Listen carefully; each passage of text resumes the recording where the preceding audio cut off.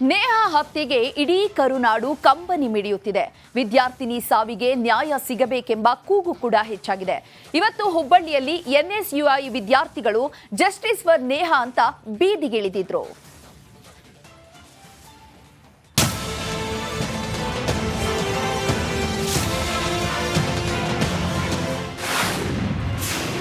ಎಲ್ಲೆಲ್ಲೂ justice for Neha ಕೂಗು.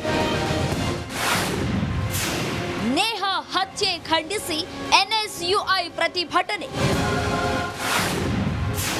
BVB ಕಾಲೇಜಿಗೆ ಎನ್ಎಸ್ಯುಐ ಮುತ್ತಿಗೆ.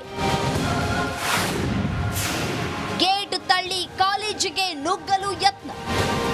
ಹುಬ್ಬಳ್ಳಿಯಲ್ಲಿ ಜಸ್ಟಿಸ್ ಫಾರ್ ನೇಹಾ ಕೂಗು ಜೋರಾಗ್ತಾ ಇದೆ. ನೇಹಾ ಹತ್ಯೆ ಖಂಡಿಸಿ ವಿದ್ಯಾರ್ಥಿಗಳು ಬೀದಿಗಿಳಿದು ಪ್ರತಿಭಟಿಸ್ತಾ ಇದ್ದಾರೆ. ಪ್ರತಿಭಟನೆಯ ಕಹಳೆಯನ್ನ ಮುಳುಗಿಸಿತು.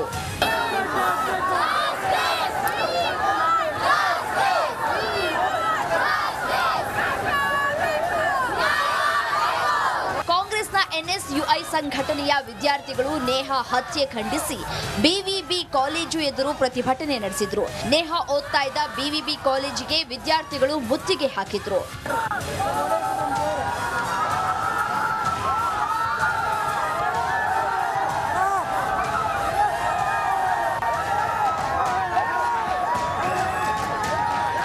ನೇಹಾ ಓದ್ತಾ ಇದ್ದ ಬಿವಿಬಿ ಕಾಲೇಜು ಮುಂದೆ ಎನ್ಎಸ್ಯುಐ ವಿದ್ಯಾರ್ಥಿಗಳ ದಂಡೆ ಸೇರಿತ್ತು.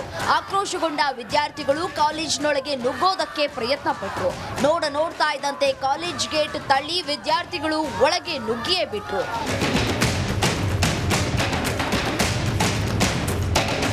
ಕೂಡಲೇ ವಿದ್ಯಾರ್ಥಿಗಳನ್ನ ಪೊಲೀಸರು ವಶಕ್ಕೆ ಪಡೆದುಕೊಂಡ್ರು. ಸ್ಥಳದಲ್ಲಿದ್ದ ವಿದ್ಯಾರ್ಥಿಗಳನ್ನ ಚದುರಿಸಿದ್ರು.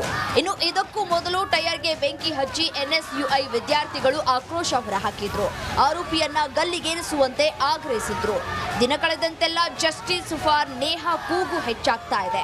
ಆರೋಪಿ ಫಯಾಜ್ನನ್ನ ಗಲ್ಲಿಗೇರಿಸಲು ಆಗ್ರಹ ಜೋರಾಗಿದೆ. ಆರೋಪಿಗೆ ಕಠಿಣ ಶಿಕ್ಷೆ ಆದ್ರೆ ಮಾತ್ರ.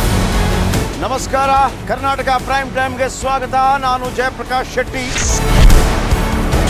ಇಡೀ ಕರ್ನಾಡು ಇವತ್ತು ರೆಬೆಲ್ ಆಗಿ ನಿಂತಿದೆ. ಈ ಹಗರಣಗಳನ್ನು ಸದನದಲ್ಲಿ ಪ್ರಸ್ತಾಪ ಮಾಡಲು ಕೂಡ ಕಾಂಗ್ರೆಸ್ ಹಿಂದೇಟು ಹಾಕಿದ್ದೇಕೆ? ನಿಮ್ಗೆ ಸಂಬಳ ಅದಕ್ಕೆ, ನಿಮಗೆ ವಾಹನ ಅದಕ್ಕೆ, ನಿಮಗೆ ವೆಪನ್ ಅದಕ್ಕೆ, ನೀವು ಅದನ್ನು ಸೆರೆ ಹಿಡಿಬೇಕಾಗಿತ್ತು.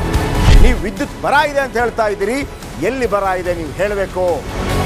ಪಾಕಿಸ್ತಾನ್ ಆಕ್ಯುಪೈಡ್ ಕಾಶ್ಮೀರ್ ಅದು ಎಂದೆಂದಿಗೂ ನಮ್ಮದು. 40 ಮೆಷಿನ್ಗಳು ತಂದಿತ್ತು ನೋಟ್ ಎಣಿಸುವುದಕ್ಕೆ, ಅದೇ ಹಾಳಾಯಿತು. ಮಥುರಾದ ಗಲಾಟೆ ಇದೆಯಲ್ಲ, ಅದು ಸ್ಥಳೀಯವಾಗಿ ಕೂತು ಪರಿಹರಿಸಬಹುದಾದಂಥ ಕಾನೂನಿದೆ. ಗ್ಯಾರಂಟಿ ಯೋಜನೆಯಿಂದ ನಷ್ಟ ಆಗಿದೆ, ಲಾಭ ಆಗಿದೆ, ದಯವಿಟ್ಟು ಹೇಳಿ.